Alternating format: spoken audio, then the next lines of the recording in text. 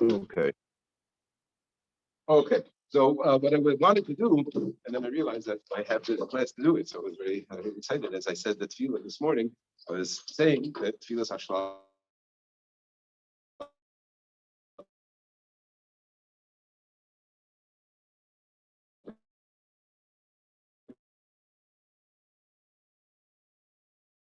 and thinking about what a beautiful tefillah many opportunity to actually teach this, because there's many foundations of faith that are brought out through this tefillah, right? Because what we daven for is, like we learned last class when we're learning about the Ramchal, the concept of kivui and tikva, how what we lack and what we recognize we need Hashem for, right? So that almost defines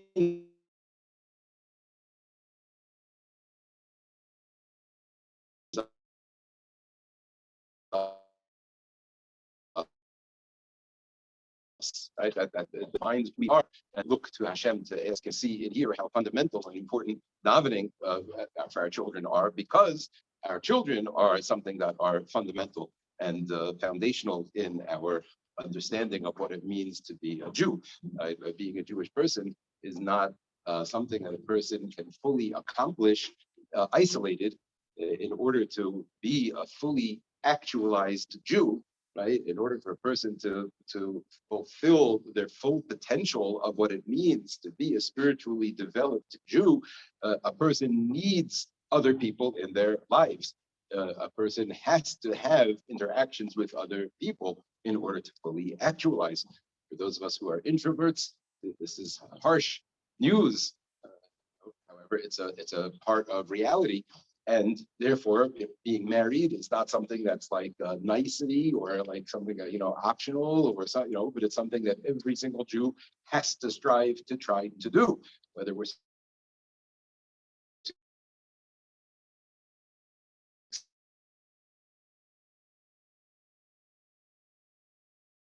successful or not. That's min hashemayim to our degree. But you have to do work on every other element of self-development. So finding a spouse and being married is an essential component, and having children. Again, whether and how many children a person has, that is ultimately up to Hashem.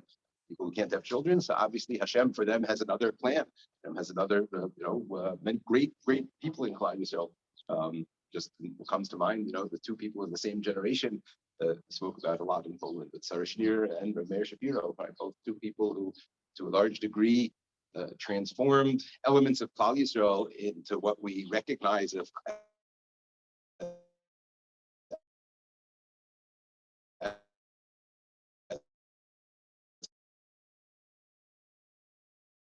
Klal Yisrael today, and of what it means to be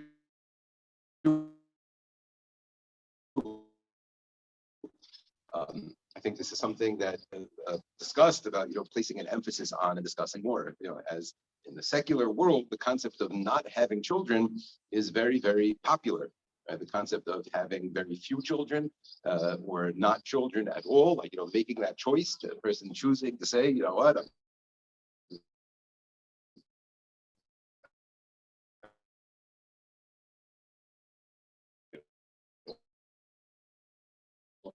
going to get married, remember, but climate change, and that are going to contribute.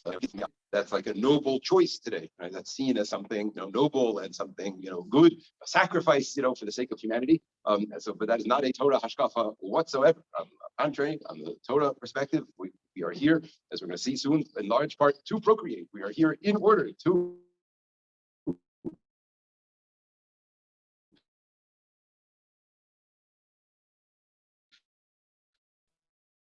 serve Hashem and make more people who will serve Hashem. It's not like a nicety, right? Halachically, how many children, right? We all know, halacha lamaisa, a person to be mekayim the mitzvah of pru uravu, a person is supposed to have at least one boy and one girl. That's like the mitzvah of pru uravu. However, we know that there's a mitzvah to have more children, and it's questioned every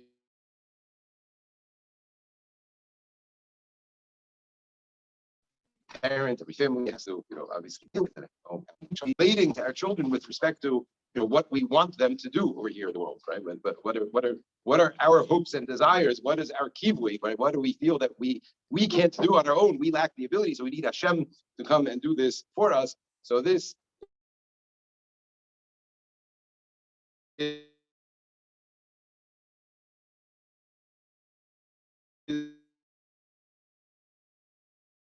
the very famous Tefillas HaShelah. It was Rizal, and he now this is from Art School. We give permission for people to publicize it. Okay, so let's read the Tefillah together, and we'll learn a lot about Klal Yisrael and what we're here to do with the mitzvah of having children along the way. Atahu Hashem Elokeinu ad shelo brasa olam v'atahu Elokeinu mishav brasa olam. Okay, so we recognize Hashem, right? You've always been here, whether we exist and have children or not.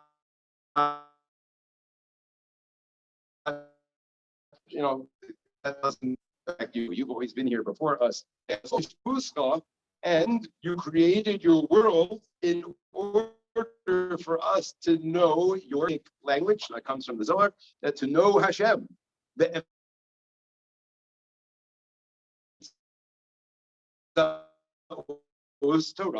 Accessible to us directly. However, he gave us the entire Torah. Right?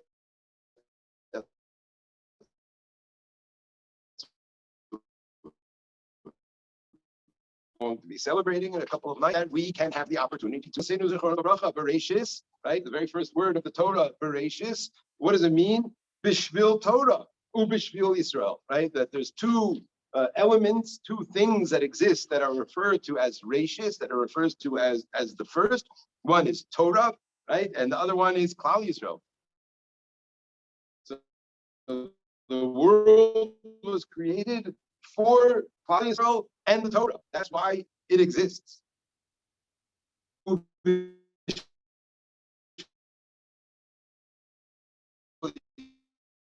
So we are your people that you chose from all the and you gave us your holy Torah.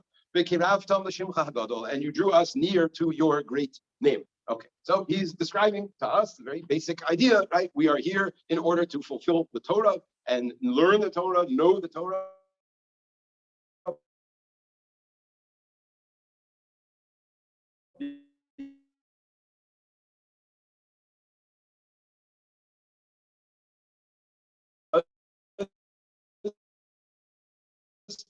That is knowing Hashem as we can, and that only happens in Torah.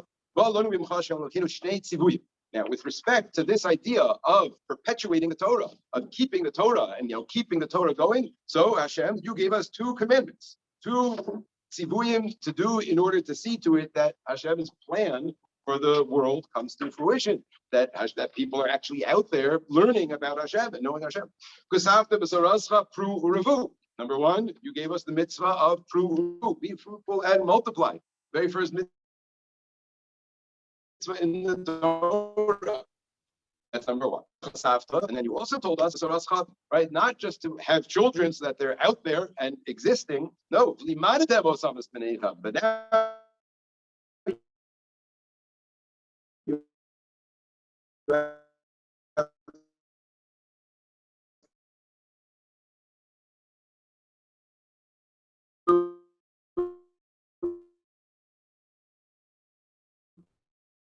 teach them. We have a mitzvah. Hashem wants us to have children. Torah, so it's all the world for randomness, for hefkerus, tohu, like from the lashon of tohu vavohu. This is a pasuk. The world wasn't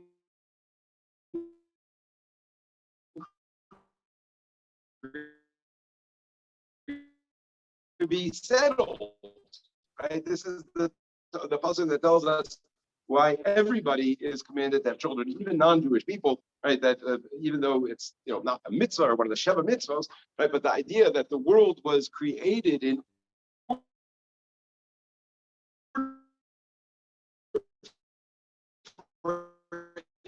to be settled by mankind, the Ratzon Hashem, Baron, right? And Hashem, you created and formed everything Kadesh. The whole universe is all in existence.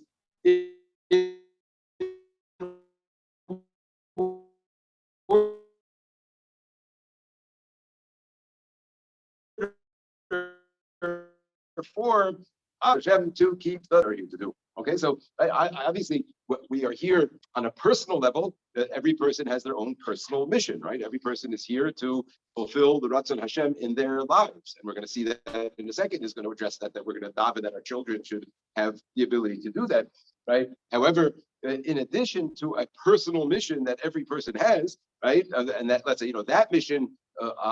Some aspect of it you could fulfill if you were alone on a desert island, right? But then there's also a communal responsibility, right? Every person who is here has a responsibility as part of their personal responsibility. It becomes a part of it, right? But if we are here and we exist, so then we have a responsibility to the rest of existence to contribute to that, and we contribute to that literally by bringing children into the world. However, again, it's not just the children, it's bringing children in the world that are going to do what they are supposed to do, which is to know Hashem. Ubechein, avo elecha Hashem, melech, malchei hamalachim, and therefore, because of how important this all is, because of this system that you set up, I'm coming to you, Hashem, v'apil tchinasi, and I am pouring forth my prayer. Ve'enei and I am dependent only on you, right? Again, this is that idea of kivui, right? Of recognizing that I don't have anything without Hashem. And I have nothing until you will have your grace. Hear my tefillah, hear my prayer.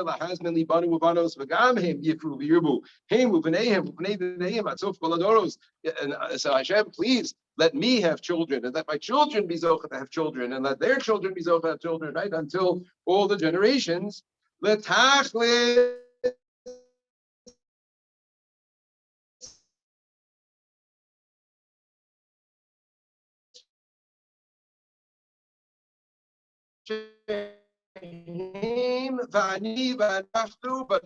And together as a group, kulanu yasku b'sorasacha hakadosha, that we will all toil in your Torah. Lilmod, to learn, ulalame, to teach, bishmor, to guard the mitzvos, lasos, to do them, v'lakayim, to fulfill, as called divrei salmo Torah secha bi'ahava. Not just stam, not just because we have to, but we're davening Hashem like we do every day before Shema. We should do it b'ahava. We should want to do it. We should love it. We should enjoy it, right? We should and try to convey that to our children, that our children also are not doing the mitzvahs because they have to and because they're forced to, or because we're going to punish them if they don't, etc., etc. Even though, right, maybe at points along the way of chinuch, one needs to employ all different strategies, and sometimes, yes, it might include those elements, right? But that shouldn't be the focus. That shouldn't be the point of it. The idea is to get the people to love Hashem and love doing the mitzvahs. The Kayim is called Divrei Salmut Torah B'Ahava. Enlighten our eyes with your Torah. Right, Hashem, right? Help us cling to you with your mitzvos and love and fear your name. Avinu al Barachman, Hashem.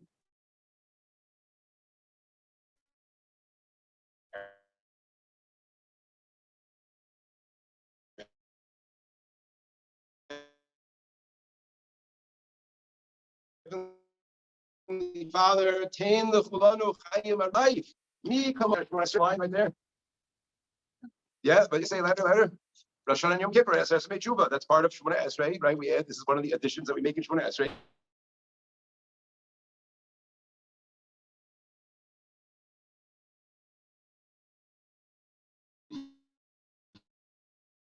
Now it's tefillah from Avram when Avram davened for Yishmael, right? So he puts Yishmael in parentheses because of all the time, the few times that Hashem, that Avram davened for Yishmael. When Hashem told Avraham that that your spiritual legacy and your inheritance and everything is going to Yitzchak, and Yitzchak is going to be the one who inherits the land, and Yitzchak is going to be the one who gets the Torah. So Abraham responded by davening for Yishmael and saying, "Whoa, but what about Yishmael?" Right? But Chazal tell us that wasn't a tefillah for his gashmias. It wasn't a tefillah for Yishmael to have rich life in this world. It was a tefillah that Lu Yishmael Yichya Lefanecha. Hashem, please let Yishmael also live spiritually with you, right? Meaning, I don't want to give up on Yishmael. I want Yishmael to also have a relationship with you, Hashem, right? But the tefillah is Lu Yichya Lefanecha. Hashem, I want my child to live with you. Right? What was Avraham Avinu davening for? Wasn't that Yishmael should have money. It was that Yishmael should be Yirei Shemayim, that he should fear Hashem and do what he is here to do. So, right, that was Avraham Avinu's version of the Tefillas HaShelah, right? Lu Yishmael Yichya Lefanecha. That was Avraham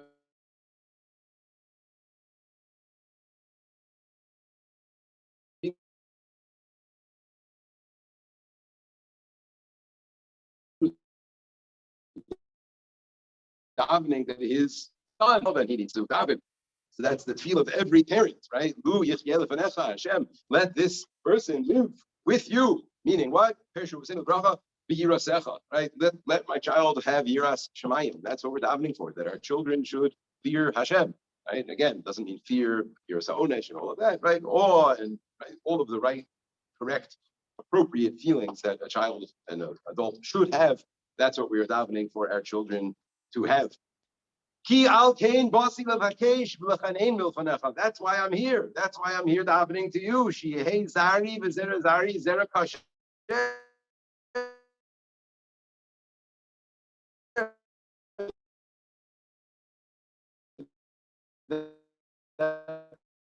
My kids should be from. Like we're saying, I'm not on room because that's what you want me to want them to do over here.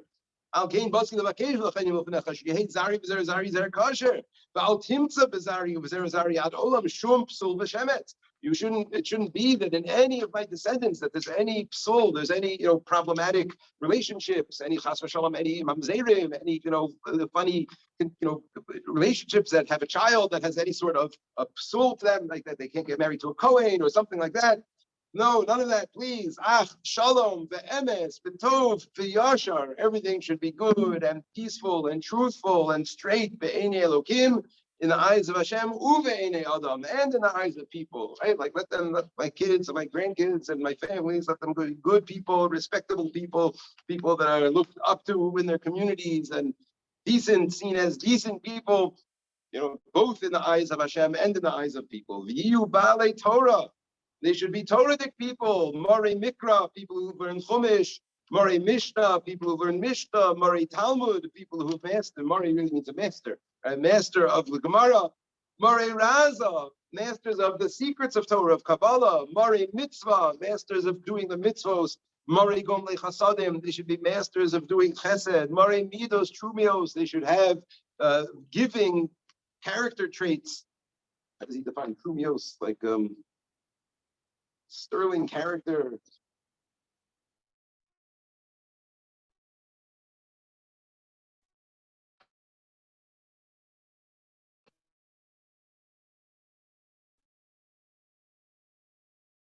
Okay.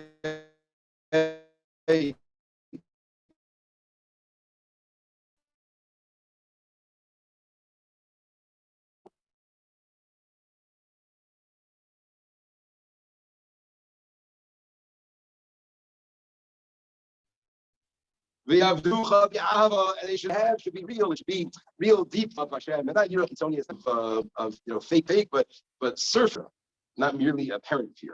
And to each person, like that means their physical body. A person's guf is their gvia, and to each person, to each physical person, give them deimach sorah b'chavod, give them what they need.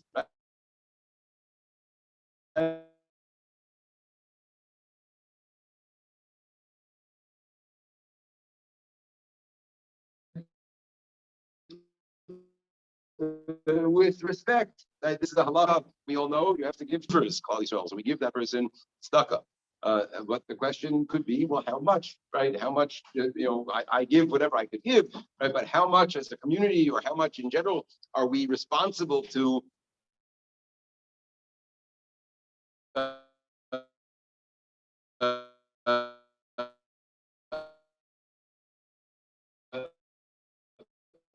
provide for a person? right? And the Gemara says, "Afilu eved rotzim lefanav." Right? Let's say you had a person who he was like a superstar, a very famous guy, and he had a whole entourage, a crew, a posse. What's the word for that? Whatever. I guess all those words, right? And a whole crew of people that were with him. Yeah.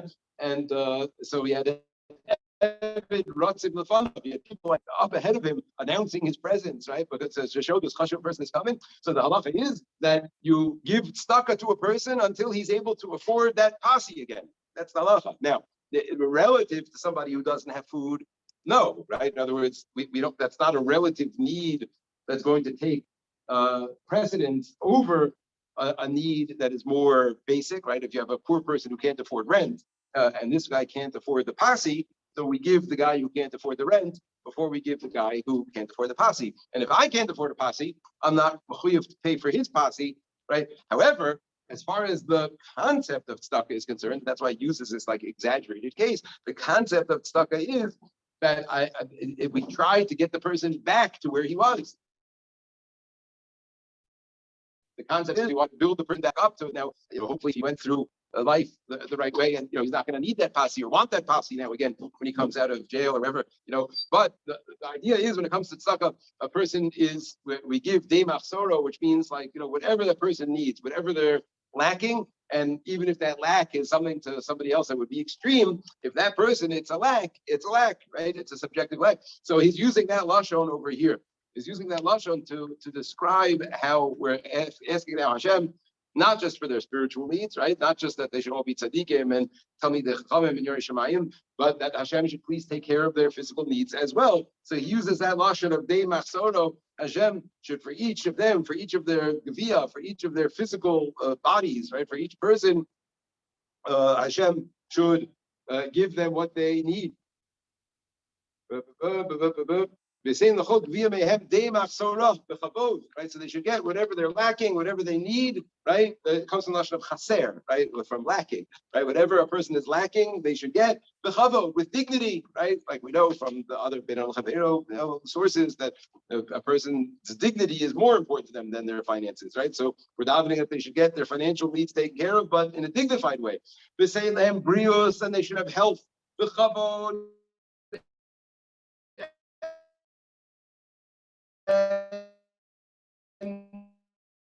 Dignity, respect, right? They should be, attractive and be charming and kind and have people of stature.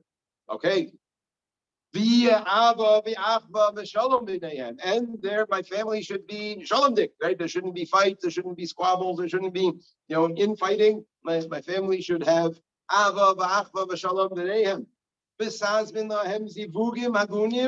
And I'm pleased, davening, that all of them, all of my kids and their kids and kids should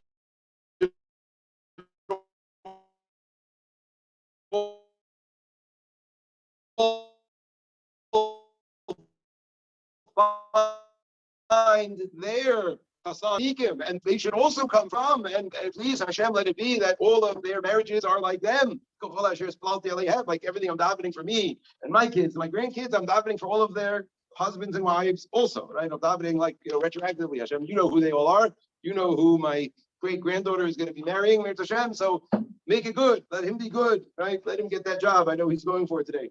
Or I don't know. Please let everything that I just davened, let it all be on their mates as well. Right? Because one tefillah can go to all different people. Hashem, you know how to do that, right? You can take my tefillah and you know who to apply it to. So I'm only thinking about the people that I know to apply it to, which is my children and grandchildren, etc. But you know who they're going to marry. You know who they're going to be connected to. So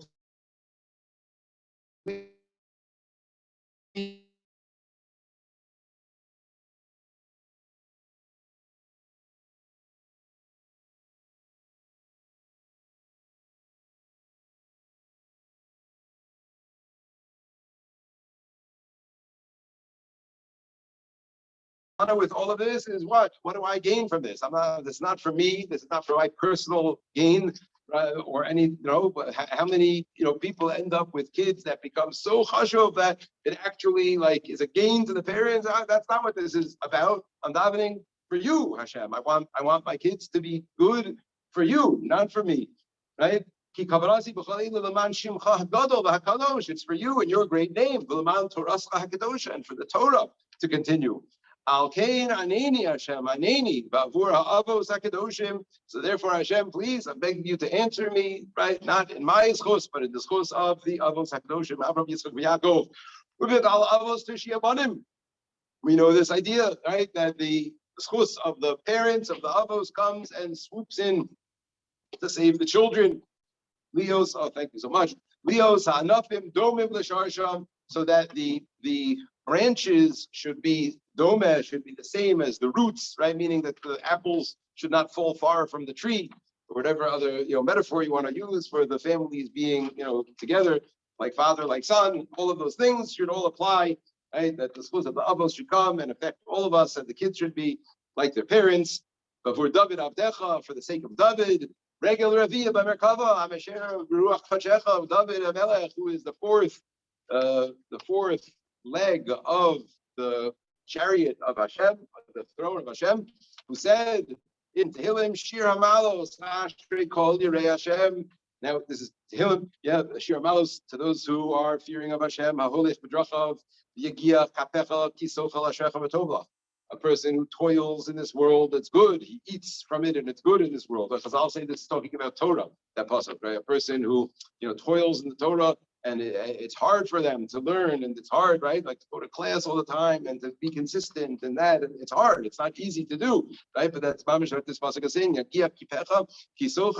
When you eat the fruits of your labor, when that comes to payoff time, and it doesn't just mean at the end of the year when you get recognition that you got 95% attendance or whatever it is, right? But when a person sees that their consistency and their efforts and how they kept on working, it's going to be incredible and great for you.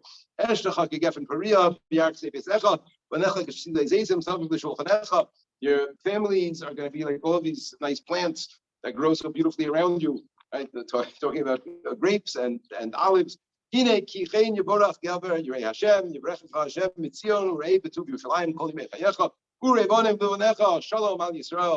so this is a parak Tehillim, davening for our children to be like us, to be good, and they should all serve Hashem. Hashem should bless them. Ana Hashem, Shomei Tefillah, Yukuyam bi apasuk v'ani zos brisi osam amar Hashem. Right, so Hashem, please fulfill this pasuk. We say this davening every morning. I don't know if we're going to say this, but in Zion, the beginning of Zion, we say this these psukim, and these are the tefillos that are in the Navi about davening, that in Yeshaya, that Hashem should keep me and my children and my children's children keeping the Torah. Hashem says to us, this is my covenant with you. Ruchi asher alecha, the spirit that I have given to you, and the words of Torah that I've put into your mouth. They're not going to ever leave your mouths. Right? We have a guarantee from Hashem that Torah will never, ever, ever be lost. It's never going to happen. There's never going to be a stop to the chain of Torah. This is the covenant Hashem has with us. Explicit. Lo yamush. It will never ever stop. As we finish many tefillos, right? Why do we finish with this? This is important. We could talk about this now, as good a place as any. But this is an important idea in davening, why we finish with this. So I was always bothered by the following idea. And somebody would say the following quote, right? Be careful what you pray for, you may get it. It may come true. Careful what you daven for, it may happen.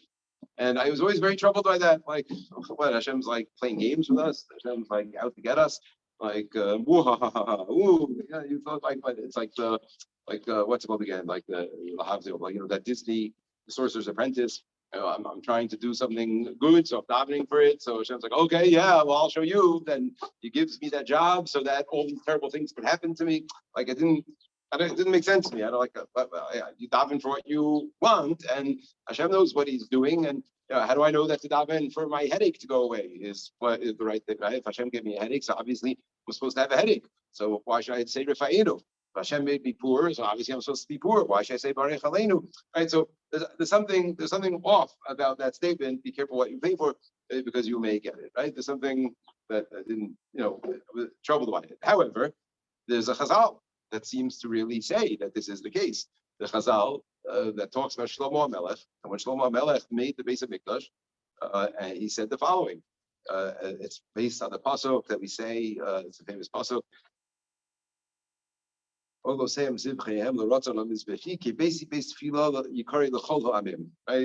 pasuk that the base of Mikdash was a base tefillah l'chol ha'amim. Right? All nations of the world come and daven in the base of Mikdash. It was a place for everybody to be and seek Hashem. So Shlomo HaMelech davened the following: it's mamish beferish in Chazal. Hashem, please let it be that when the Goyim daven, no matter what they daven for, it should come true. But for Jews, it should only come true if it's for their best. Right? Meaning, like we say, Gomel Chasadim Tovim.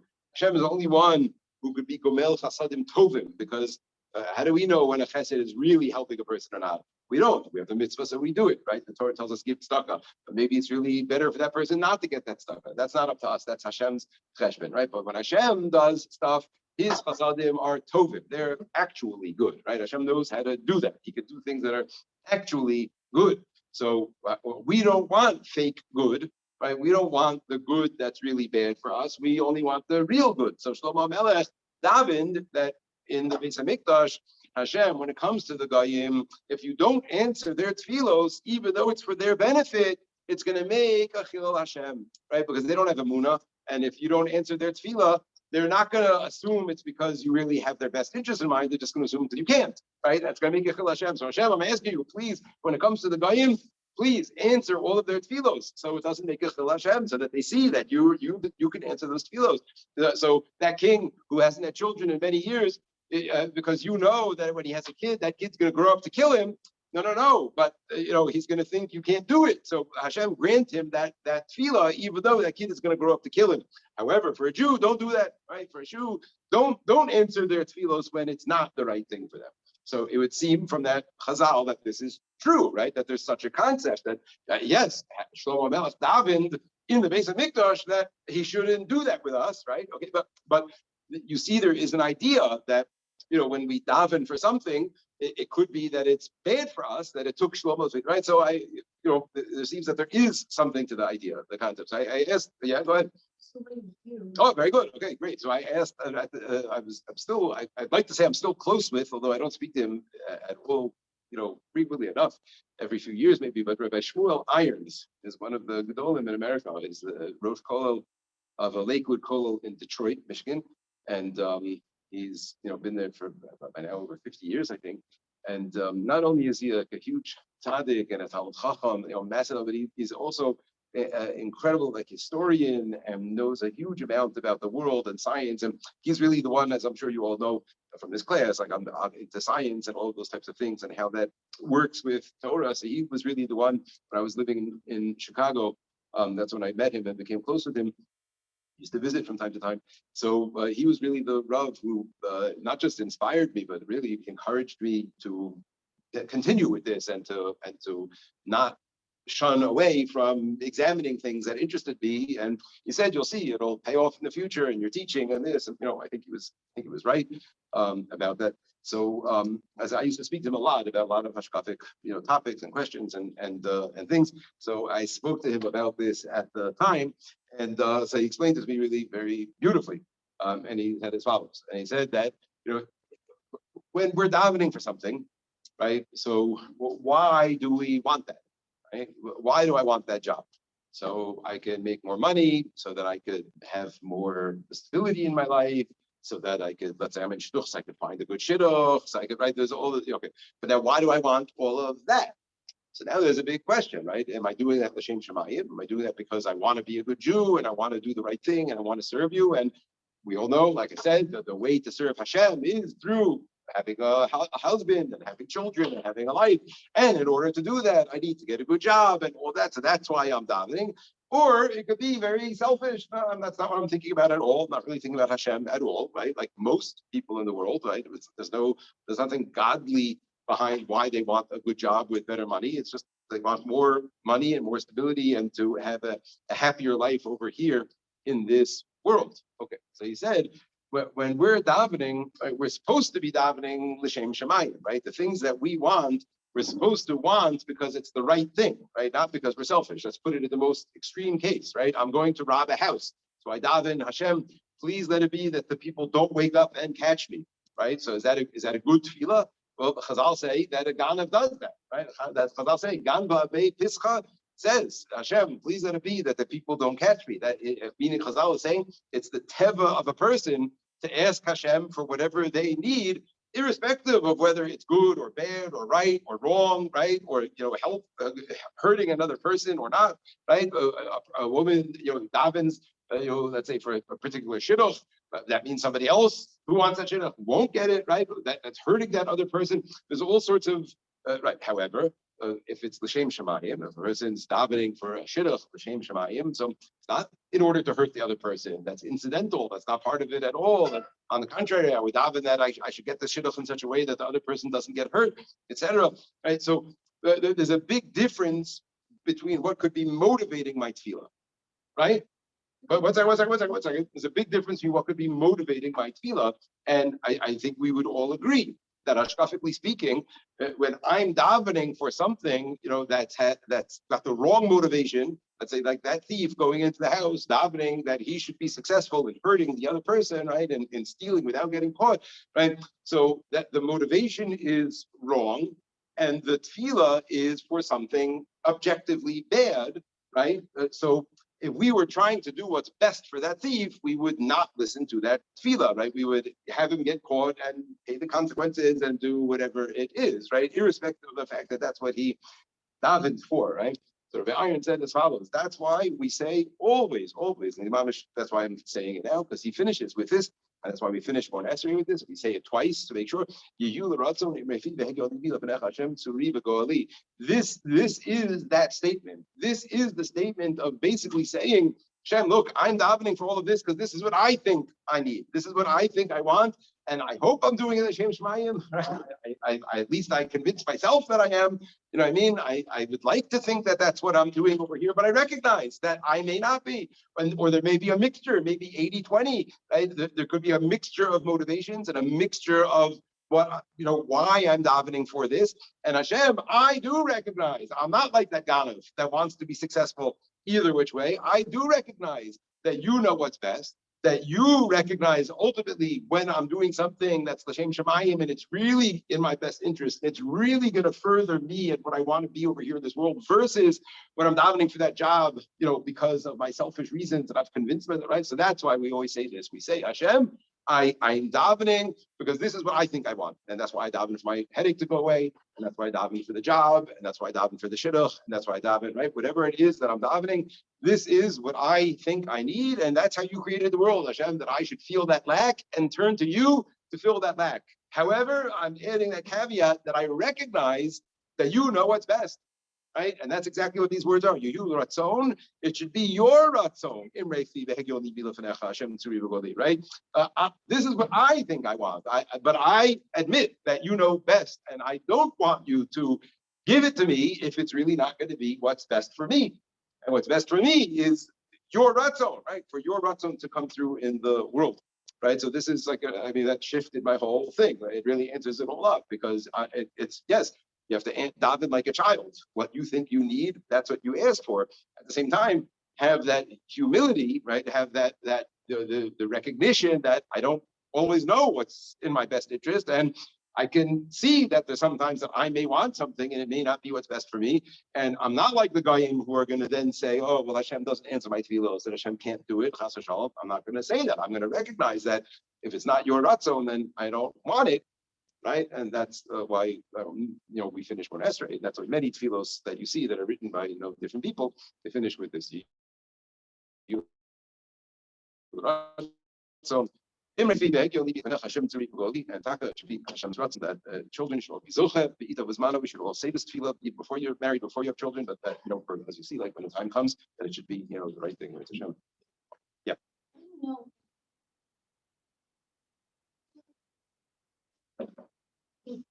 You can never know. You can never ever know. That's there are a million and one reasons why Hashem doesn't answer a tefillah, ranging from it's not the best thing for you to it's not right for you now to you don't deserve it to there's like a million and one things. Our emuna is that this basic idea of recognizing when I have a lack. The reason I have that lack is in order to turn to Hashem. Now, what Hashem does with that tefillah, and whether He answers my tefillah or whether He, answers it in a way that's apparent to me or not. So that's what Shlomo Melech said. That's the difference in emunah between a Jew and, let's say, a non-Jew. It is, dichotomy of it, right? That a person who accepts the fact that Hashem knows best, and Hashem knows, when answering this tefillah is really in my best interest. So we have that emunah in Hashem, and therefore we would prefer for our tefillos not to be answered if it's not going to be. That's the question is, what they ask Hashem if somebody really wants a child, and Hashem says the child is not going to be the child's people. Well, you don't know what Hashem's calculations are. So yeah, you right. Don't Hashem, and Hashem might give you a lot for your child. Or it could be that Hashem saying, I just want you to down a little harder. How do you know? You don't know. That's why you just keep on doing it. But no, you don't accept it as something that you want. They say this is what it was. This was like a machlokas between Chana and Penina, right? Chana, the mother of Shmuel and Avi, just as Yartzeit yesterday, right? So Chana and Penina, this was their machlokas. That Chana felt this was min hashamayim, right? Hashem decided I'm not going to have children, so I'm not going to fight it. I'm going to be makabel b'simcha. I accept my lot, right? And Penina said, how do you know? How do you know what Hashem has in mind for you? Maybe like you said, maybe you're not davening hard enough. Maybe you don't want it bad enough. Maybe who knows what, right? So Penina, was doing what she was doing to get Chana to recognize that she was taking the wrong approach, right? That Hashem wasn't looking for her to accept her lot. Hashem was looking for her to daven. So, right, and that's correct. In other words, we don't ever take that Chana approach unless a Navi tells you. Right, there's a few places in the Torah where Hashem says to Moshe, right, Hashem, right, stop, don't do anything. But usually that's not what we do. Usually we daven and we keep davening and we keep davening and we keep davening and we keep davening. And whether Hashem chooses to answer or not, or how Hashem answers, that's not, what I mean? We don't learn into it and say, oh, well, this must be what Hashem wants, so I'm going to stop davening for it. If it's something that you want, you keep davening. Somebody davens or something, let's say there's a child, and then the child and they daven for it, and they really want it, they say all this, like Hashem, I know, it's good for me, blah blah whatever, and then they have a child, and then the child ends up not a good person. They're getting what they wanted, but it's not good for them. Like they said, Hashem, I know you know what's good for me, and you're gonna give me. Well, so then obviously this is good for them in the end, right? I mean, this is what Hashem set up for them, that this is what they needed to go through. So this is part of what they needed to go through. It's not what they would have thought was good for them. We all think that having kids that fit this tefillah is what's good for us. So that's why we ask for it, right? But Hashem knows what we have to go through, and He knows the challenges and the tzargid l'vanim and everything, and He gives us what we need. Our tefillos help. Of course, they help, and of course, right? But it's definitely not this. It's definitely not because you asked for a kid, well, I'll give you a kid. It's definitely not that, right? That's the idea. Yeah. When do we say this? No, today, Erev Rosh Chodesh, Sivan. Anytime today, yeah. Say it right now. We'll stop class right now. You have 5 minutes. It's take 2 minutes, but now you know what you're saying. Say it right now. Erev Rosh Chodesh Sivan. Today. Okay, I'm happy I did this. I've been wanting to do this for a while. Okay, bye everybody.